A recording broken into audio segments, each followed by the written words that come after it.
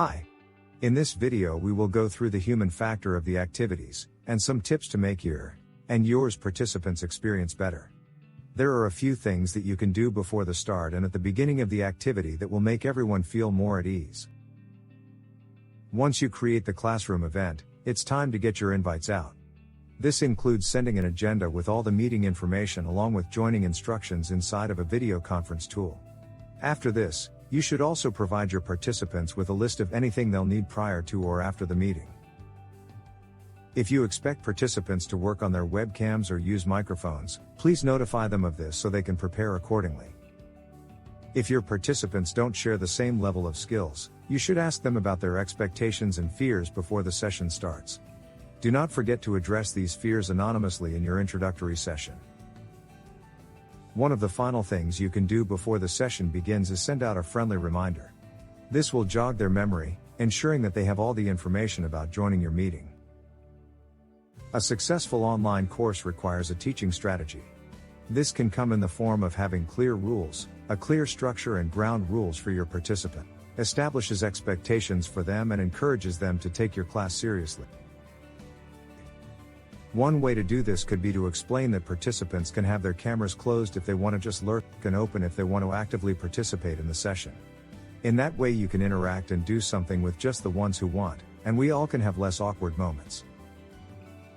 If you want, you can also tell in which parts the participants are expected to actively engage if they want to receive the credits for the course. You should discuss online etiquette with your participants and make your expectations clear. How should they ask questions? Should they be on mute whilst they are listening? How do they use the chat functionality?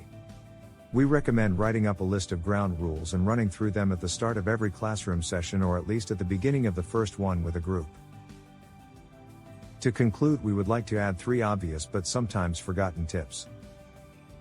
If you have participants on a voluntary basis, don't forget to be specific for whom this activity is made. There is always a temptation to try to convince everyone to join.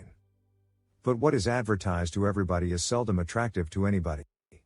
And in the end it is better to have a few participants less, but enthusiastic about the topic, than tenths or hundredths of people that we can engage. Another thing to consider is how you let the participants in the main room.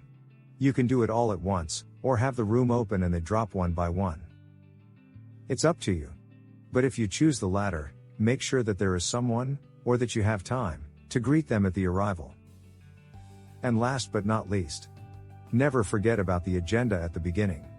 Like nobody likes to sit through a tutorial on YouTube that does not explain what the goal is and what can we achieve at the end of it. Likewise, few would have the focus to stay engaged in our session if we just jump into it and don't take advantage of a simple purpose explanation at the beginning. Don't leave your participants in the dark. Help them understand what it is that they can gain, if they take this seriously. I hope this video helped you with what you do or inspired you to try something different. If you know of someone that something in these videos would make their job easier, share the video with them. And if you have some solutions you find useful that could help others, please share them with the community in the comments so we all can benefit from each other's experiences. And thank you for making this world a better place. Bye.